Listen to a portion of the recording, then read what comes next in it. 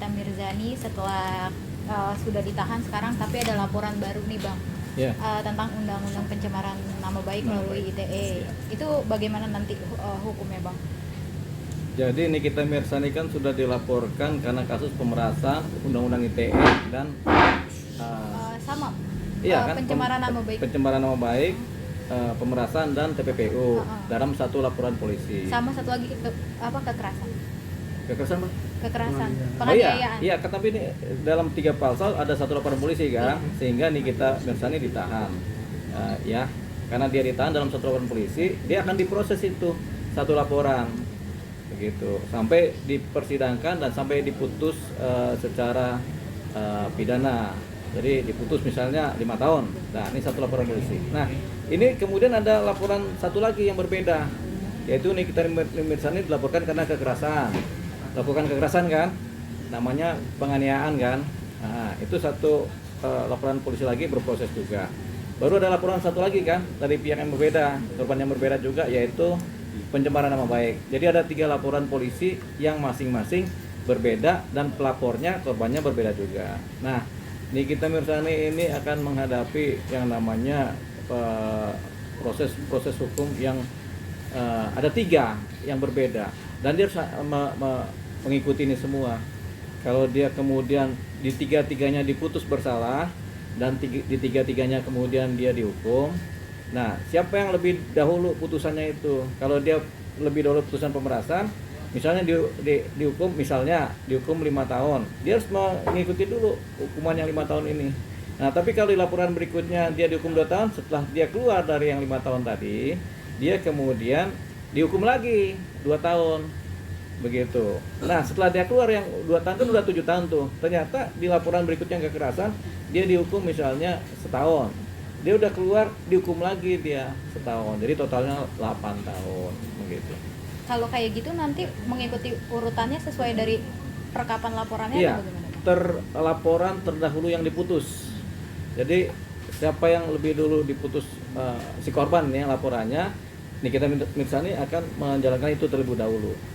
Gitu. Nah, Nikita Mirzani juga kan dalam satu posisi misalnya kedepannya dia disidang dalam perkara pemerasan. Tapi kemudian dia diputus bersalah dalam perkara pemerasan tadi kan, ketika dia dihukum, saat dia menjalani hukuman, dia bisa juga disidang di perkara lain. Jadi walaupun dia dihukum, dia diminta sidang untuk perkara lain, pidana yang lain, sampai diputus. Tapi dia walaupun sudah ada putusan yang perkara yang kedua ini, dia melanjutkan hukuman yang pertama, sampai kemudian dia bebas dari hukuman pertama, dia kemudian dikenakan hukuman yang kedua, putusan pidana yang kedua. Begitu seterusnya. Kalau untuk pemeriksaannya nanti bagaimana Bang? Kan dia masih di posisi di dalam tahanan. Kan tinggal di bond. Dalam bahasa penyidikan itu ada namanya bond. Membond seorang tersangka yang sedang berada dalam tahanan titipan. Membond seorang terpidana yang ada dalam lapas untuk di BAP dalam perkara lain, baik sebagai saksi maupun sebagai tersangka. Namanya ngebond, begitu. Ini bahasa sederhana. Untuk sidangnya sendiri nanti kalau misalkan ada di perkara yang berbeda, dia juga tetap didatangkan ke pengadilan. Tetap didatangkan. Didatangkan ke pengadilan dengan dasar adalah persidangan yang pro justisia. Tetap Nikita Mirzani wajib didatangkan oleh siapa? Oleh jaksa. Begitu. Kira-kira ada nggak peluang Nikita Mirzani lolos? Karena kan suka ada gini single parent, kemudian menafkahi anak-anaknya, gitu. Kepala keluarga. Itu cuma dasar-dasar peringan hukuman. Tapi untuk lolos, kalau dia terbukti melakukan pidana, dia nggak mungkin lolos dari hukuman, begitu. Cuman misalnya karena dia kemudian dalam persidangan berkelakuan baik, dia bisa diperingan hukumannya. Karena dalam persidangan selain berkelakuan baik, dia juga ternyata menyatakan sudah punya sebagai single parent, punya anak-anak yang harus dijaga sebagai pencari nafkah, bisa juga diperingan hukumannya. Dasarnya apa? Dasarnya adalah pertimbangan dan kebijaksanaan hakim dalam memutus. Tapi dalam kasus ini dia bisa penangguhan sih nggak sih, dengan berbagai alasan tersebut? Jawabannya dia tidak bisa ditangguhkan, karena untuk yang sekarang ditahan ada pasal pemerasannya. Pasal pemerasan itu sulit sekali ditangguhkan, sama seperti pasal pemerasan ini sama seperti pasal perjudian atau pasal pembunuhan atau pasal penganiayaan berat itu sulit sekali ditangguhkan. Meskipun ada permintaan dari anak-anaknya juga. Meskipun ada permohonan penangguhan dari keluarganya. Lanjut, Itu Bang. sejajar sama kasus perjudian pembunuhan, Bang? Iya, itu Pemerasan itu. betul, bukan sejajar.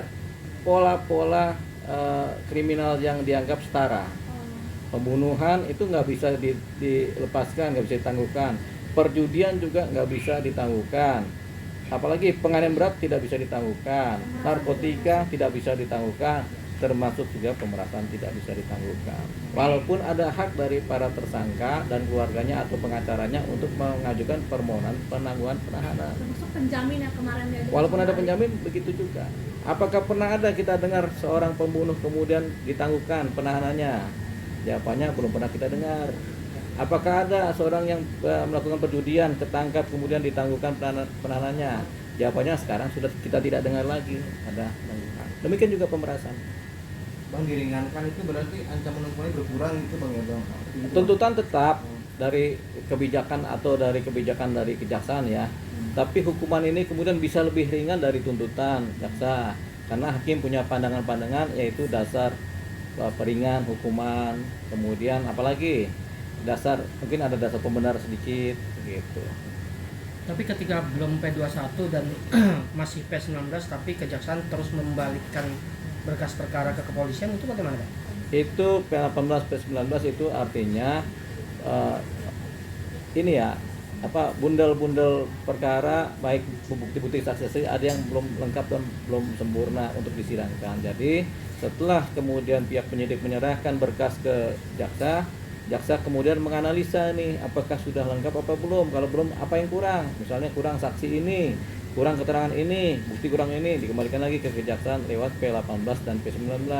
Setelah kemudian dipenuhi oleh pihak penyidik polisi, diserahkan lagi ke jaksa. Setelah dicek lagi, oh ternyata semua permintaan kurang tadi sudah dipenuhi, makanya dibikin P21. P21 itu apa? Bahwasannya berkas dari pihak penyidik dinyatakan sudah lengkap dan sudah bisa disidangkan. Itu P21 itu namanya kesempurnaan dalam pemberkasan tahap pertama. Tapi kalau sampai beberapa kali masih P19 itu apakah akan ada gugur hukuman atau seperti apa? Tidak, itu bisa berkali-kali. Jadi sampai berkas dinyatakan lengkap. Jadi pihak penyidik polisi harus memenuhi permintaan-permintaan jaksa terhadap kekurangan-kekurangan dalam aspek material maupun formil dari pemberkasan. Dan itu tidak akan membuat gugur status Tidak tersangka akan ini. membuat gugur status tersangka. Tapi kalau sudah lewat waktunya, masa penahanan habis, Nikita Mirzani, kemudian berkasnya belum lengkap, Nikita Mirzani bisa kemudian dilepaskan dari posisi penahanan kalau waktu masa penahanan sudah berakhir. Dari waktu penahanan di pihak penyidikan, waktu penahanan dari pihak jaksa, waktu penahanan di pihak pengadilan sudah berakhir ternyata dan memang dia dilepaskan demi hukum, dia dilepaskan. Kalau memang belum P21 begitu. Berarti celahnya dia untuk dilepaskan ada, Bang ya? Ya ada, kalau berkas nggak lengkap ya mau nggak mau dilepas setelah semua masa penahanan dilalui oleh Nikita Mirzani. Bang, dalam hal ini kan juga dimanfaatkan sama Fadel lawannya Nikita Mirzani ya Bang, Ya.